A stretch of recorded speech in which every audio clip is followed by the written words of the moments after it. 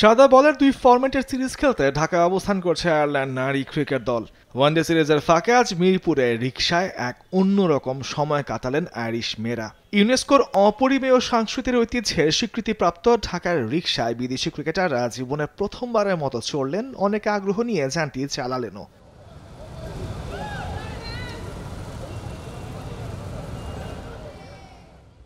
Ireland নারী ক্রিকেটারদের জন্য রিকশা সফরের এই বিশেষ আয়োজনটি করেছিল আজ বাংলাদেশ ক্রিকেট বোর্ড। স্বভাবতই রিকশা চড়ে আর চালিয়ে আয়ারল্যান্ডের ক্রিকেটারদের মুখে ছিল একরাশ হাসি আর উচ্ছ্বাসা। কেউ তুলেছেন এই রিকশার সঙ্গে সেলফি, কেউ আবার করেছেন পুরো রিকশা যাত্রার ভিডিও, আবার কেউ রিকশার ভিন্ন ধর্মী সাজে কৌতূহলী মনে দেখেছেন নেড়ে চেড়েও।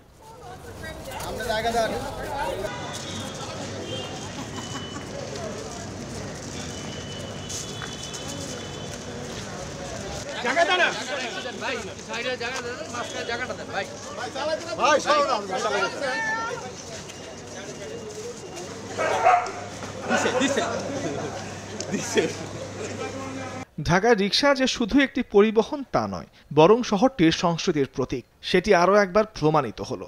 আইরিশ ক্রিকেটারদের এই অভিজ্ঞতা একদিকে যেমন ছিল বিনোদনমূলক, অন্যদিকে বাংলাদেশের সংস্কৃতি তুলে ধরার এক বিশেষ উপলক্ষ। ইউনেস্কোর স্বীকৃতি পাওয়া ঢাকার রিকশা এখন শুধু ঢাকাবাসী নয়, বরং বিদেশিদের কাছেও হয়ে উঠেছে এক রোমাঞ্চকর অভিজ্ঞতা।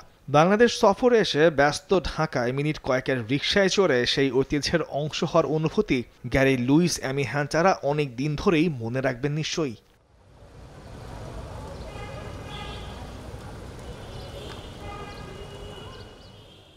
এর আগেও বিদেশি ক্রিকেটারদের জন্য এমন বিশেষ আয়োজন করেছিল বিসিবি।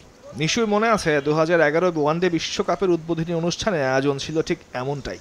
বঙ্গবন্ধু জাতীয় স্টেডিয়ামে প্রতিটি দলের অধিনায়ককে রিকশায় করে মাঠে নিয়ে আসা হয়েছিল।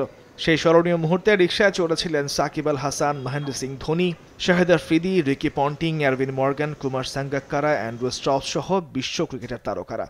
এরপর 2014 টি-20 বিশ্বকাপেও লাসিথ মালিঙ্গাকে রিকশায় চড়ে টুর্নামেন্টের শিরোপা নিয়ে ফটো সেশনে অংশ নিতে দেখা গিয়েছিল। এসব আয়োজন কেবল আনন্দের জন্যই নয়, বরং বাংলাদেশের সংস্কৃতিকে বিশ্ব ক্রিকেট অঙ্গনে তুলে ধরার একটি চমৎকার প্রচেষ্টাও। আর এটার জন্য বাংলাদেশ ক্রিকেট বোর্ড ক্ষুদ্র একটা ধন্যবাদ পেতেই পারে। তামিমুর রহমান, স্পোর্টস ডেস্ক, দেশ টিভি।